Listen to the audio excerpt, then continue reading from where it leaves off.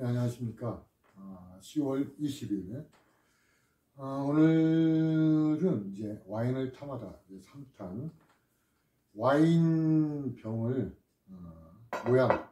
와인병 모양을 보고 이 와인이 어느 산지 와인이다 라는 것을 말씀드리고, 와인 글라스에 대해서 각 부분의 명칭이 있습니다. 명칭에 대해서 오늘 설명을 드릴까 합니다.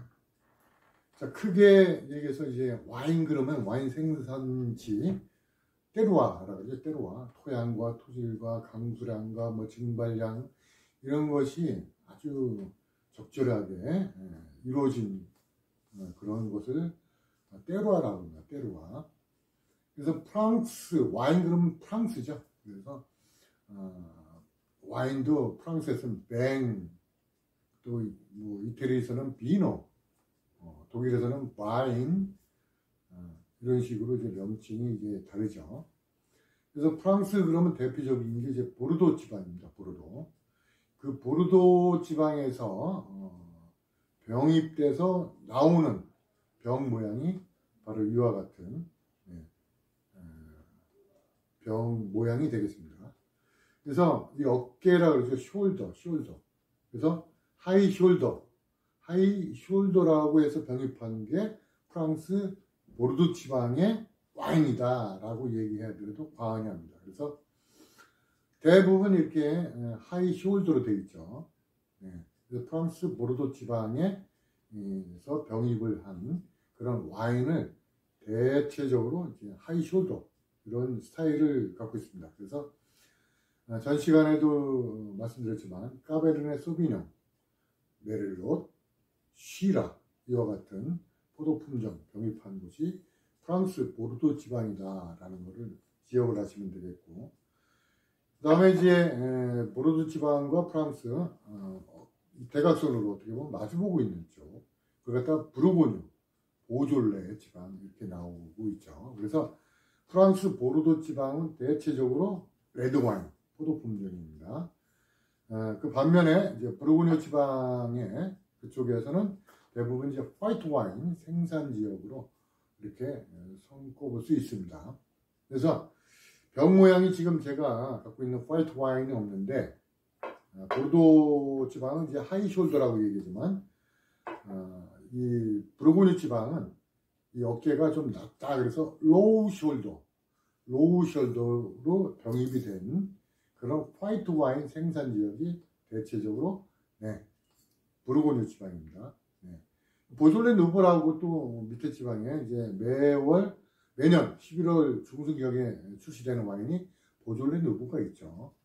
그렇듯이 대체적으로 물론 이제 보르도 지방은 레드 와인 생산지지만 부르고뉴는 화이트 와인입니다. 그래서 까베르네 소비뇽의 대표적인 게 소비뇽 블랑 있고, 그 다음에 샤르도네라고 하는 게 포도 품종 화이트 와인 생산 병입하는 곳이 로우 숄더입니다. 자, 와인 중에서 가장 비싼 와인이 얼마일까요?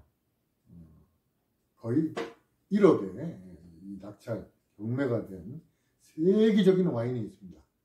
세계적인 와인. 로마네 꽁띠라는 게 있죠. 그 로마네 꽁띠에 유일하게 들어가는 포도 품종이 뭐냐면 피노 누아입니다. 레드 와인이죠. 피노 누아. 근데 레드 와인 생산지인 보르도에서 피노 누아는 생산이 되지 않고 부르고뉴 지방에서 유일하게 로마네 꽁띠에 사용되는 피노 누아 포도 품종이 출시가 되고 있습니다. 와인을 하죠. 자, 그래서 포도 품종은 하이 숄더, 로우 숄더에 따라서 대체적으로 보르도냐 부르고뉴냐 이렇게 구분을 할 수가 있습니다. 자, 이렇게 와인의 병입에 대해서 말씀드렸고, 그 다음에 이제 이 와인 글라스는 물론 이제 와인 글라스도 이 부분에 대해서 화이트 와인이냐 그 다음에 레드 와인이냐에 따라서 와인 글라스도 다릅니다.